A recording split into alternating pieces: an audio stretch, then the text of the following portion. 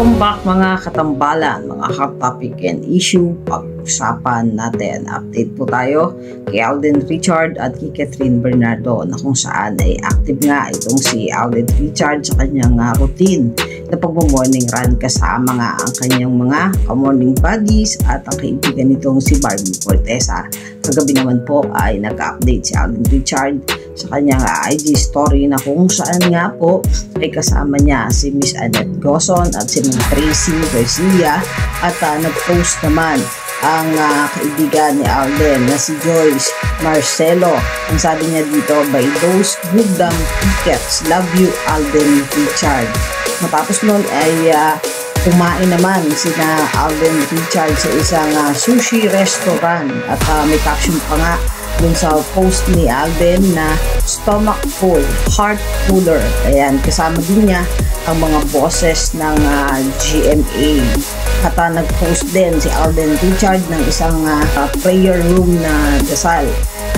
Yan yung mga update niya doon sa kanyang IG story. Samantalang si Catherine Bernardo naman ay may bagong commercial sa KFC na salted caramel na kung saan nga ito ay bagong product ay pinakikilala ng KFC. Makikitang nag-enjoy naman si Catherine sa naging commercial niya at matatandaan din na matagal ng brand ambassador itong si Kat sa naturang restaurant. Samantalang naglabas ang isa sa mga kaibigan ni Kat ng naganap na photoshoot nito na kung saan nga ay naka-white dress itong si Kat. Makikita na napakaganda ni Kat at sobrang busy nga rin ito sa mga photoshoot niya. At isa pa sa inilabas na picture ni Kat ngayon ay ang naka-brown siya, nakita yung likod, makikita yung kaseksihan ni Kat, yung hubog ng katawan ni Kat at ang isa pa sa maganda kay Kat ngayon ay napaka-matured na nito.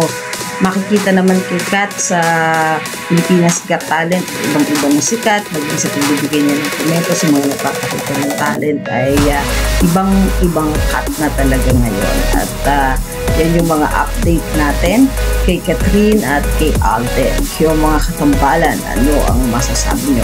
Comment lang sa comment section at pag-usapan natin. Yan ang mga hot topic and issue dito lamang sa Tambalang JK.